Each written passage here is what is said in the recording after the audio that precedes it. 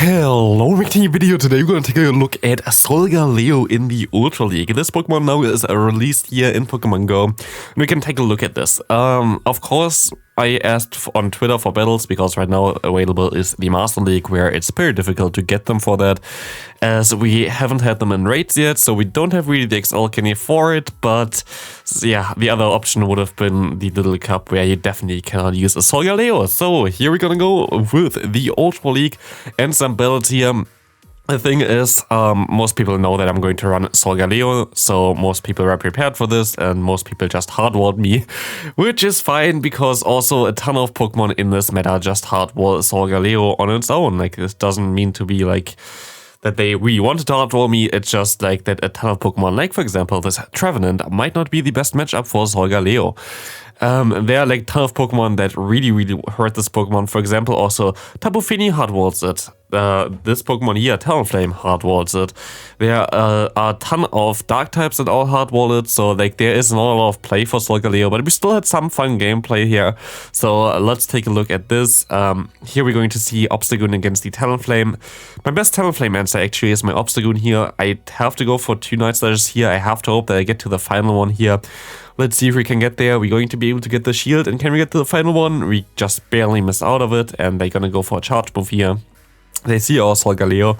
I think they're under charge here just to show me the final Pokemon, which would have been the Cresselia, which would have been a very fun matchup to see if I hit the Night Slash prior, to see how well the Solgaleo would do against Cresselia, because basically you hardwall that Pokemon entirely, but also they have way more bulk than you, so maybe they still would have won this matchup. I have no idea. Sadly, we cannot find it out.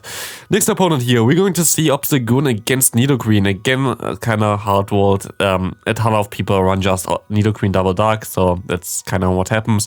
I think I actually lost every single lead in this video, but we have to see. We're going to stay in for a little bit, let them throw one move, and we get immediately greeted by this Snorlax here. What a nice start again. Snorlax going to be able to hardwall my Cresselia, but I will be able to go for another charge move here hopefully soon. Also, if you enjoyed this video, please leave a like. Haven't really asked for this for a longer time, but it really helps this channel out. So if you watch this video right now, please leave a like. It would help me out a ton. Also, we're going to hopefully showcase Lunala later on this channel, so subscribe if you haven't already. And we can go on and go for one Krasnod against the Snorlax, which allows me to at least win the shield advantage here. So at least I get one advantage out of this. I have a moveset on my Obstagoon, which allows me to knock them out here as well, which denies their superpower, which is amazing for us. We will be able to swap out into our Nidoqueen and into our Solgaleo. If you saw it there just now, I actually got the boost on my Obstagoon. If I knew this before, I would have stayed in, but I didn't know that before.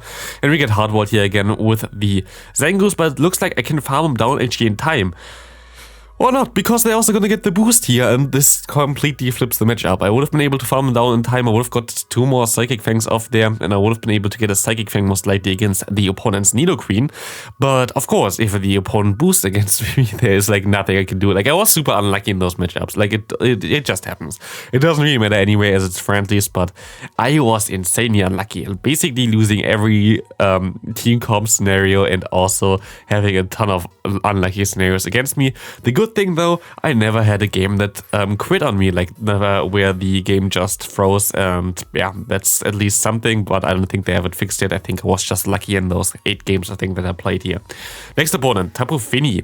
Again, this is something that's a little bit tricky. Tapu Fini hardwalls my lead and also the Pokemon in the bag, so I'm going to swap out into my Cresselia just to get hardwalled by a Stunfisk. Isn't this amazing? It is not amazing, but what we can do here at least is we can go ahead, shield up the opponent's Earthquake here.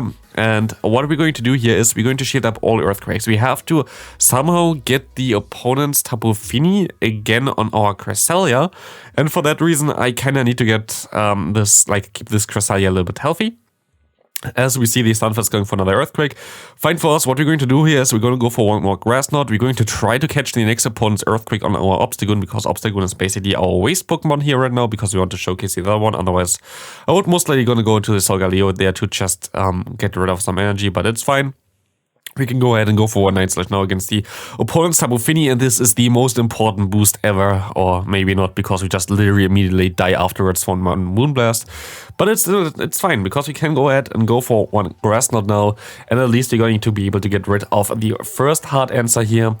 as we still have to deal with the Stunfisk, of course. And that's going to be still a little bit of a trickier one. Stunfisk coming in here, gonna go straight for the Earthquake as we don't have a shield left anymore. And again, 2 Pokemon that hardwall Solgaleo. Nope, we have 3 Pokemon that completely hardwall Solgaleo, and there's nothing, like there was not a single Pokemon where I could have put this. The first Pokemon with Tapu Fini would resist my fast move and don't really get damage from my other moves either.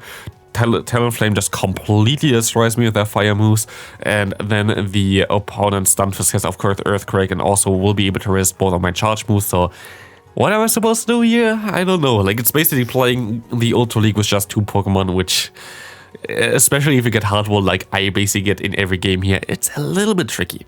Next opponent, we will see here the opponent having Obstagoon against Escav. What a nice lead, a counter user against a normal and dark type.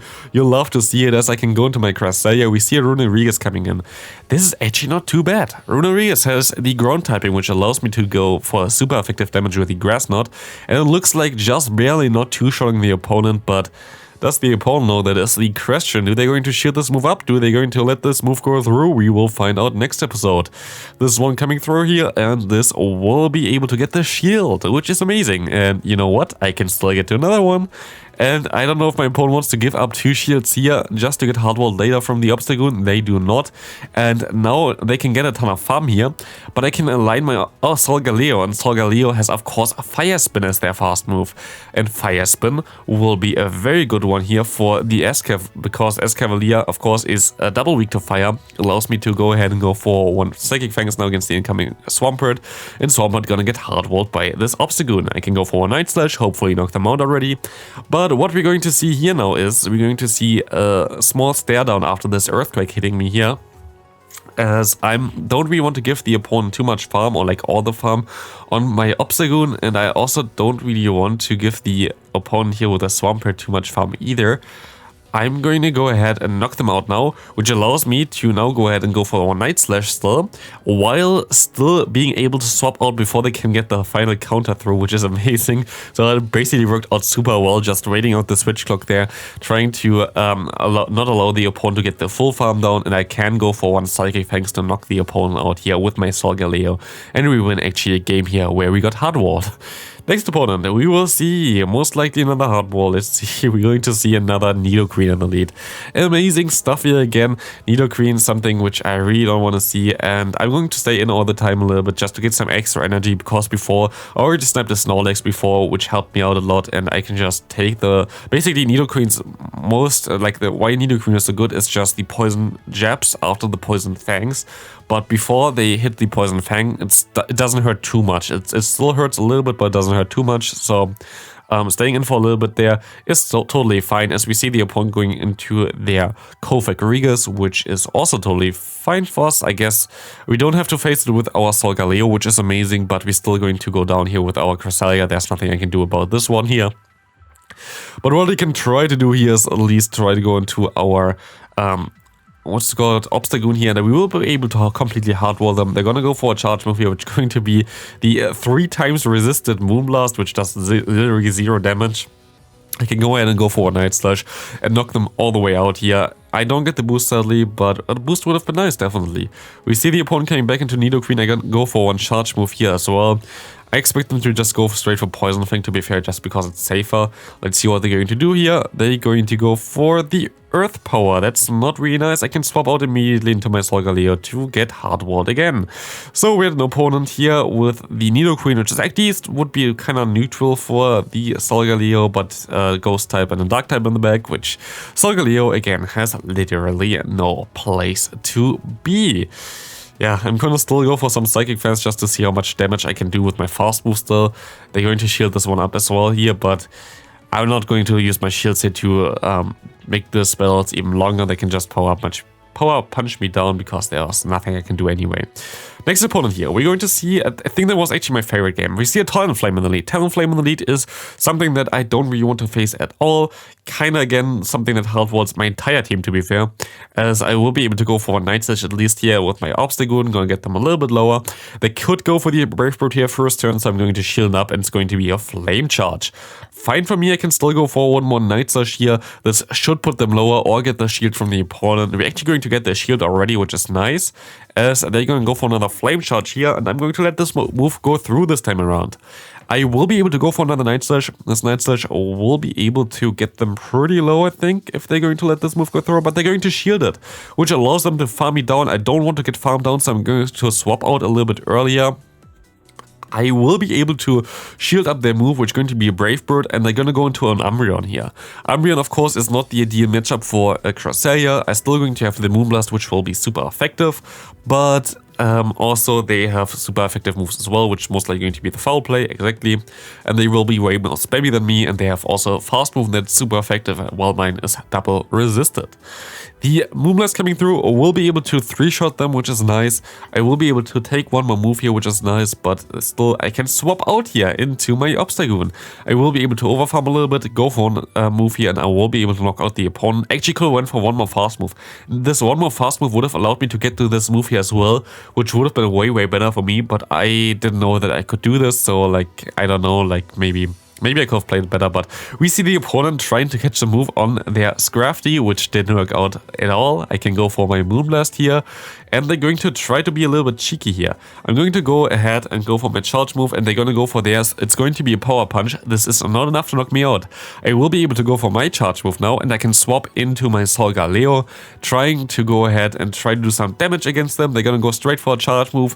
What's going to be? It's going to be the Brave Bird. It's going to be resisted, still going to hurt a lot. They can still get to another move here, but they're super low. My Cresselia is still 1 HP in the back, and this will be enough to knock out the Talonflame, which is amazing. Like, honestly, it was such a close battle. Next opponent, we will see Obstagoon against Escavalier. I think I actually lost every single lead here. Literally no chance at all. Every single lead is a loss. We see a Mandibuzz coming in, which is nice for me, because at least I can still do something here. It's a better matchup for me than the Escav matchup, as I still have a super effective move here with Moonblast, and I can play around a little bit at least. I will be able to go ahead and go for some more Moonblast. They have Dark Pulse, which does a little bit more damage, but also needs a little bit more energy.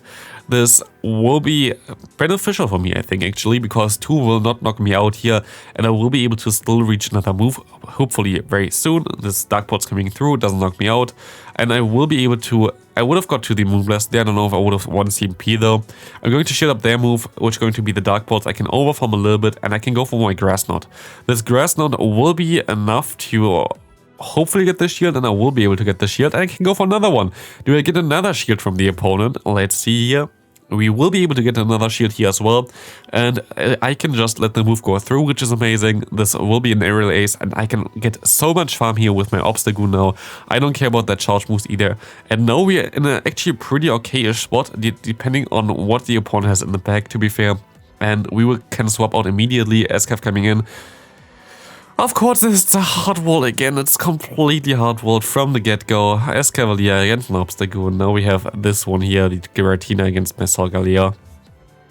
This is not good whatsoever, and yeah, there's nothing I can do here anymore. Like, clearly, I got hard-walled every single game, and this is kind of the story of it all. But I mean, it's just a fun showcase anyway, so it doesn't really matter too much. Solgaleo is now available. Definitely a cool Pokemon. I don't think it's going to be too good either in Master League, just because the moveset still lags a little bit. You don't really have the damage output that you want. You don't really have the fast move pressure, because it's not stab. So I don't really think it's going to be the best Pokemon either, but we can take a look at Lunala later on. I think Lunala might be a little bit better in this current meta as well. But that's going to be it for this video. Please leave a like if you haven't done this yet. Would appreciate it a lot, as currently it's a little bit of a struggle here. But yeah, that's going to be it for it. Thanks for watching. I hope you have a great rest of your day, and see you later for Lunala.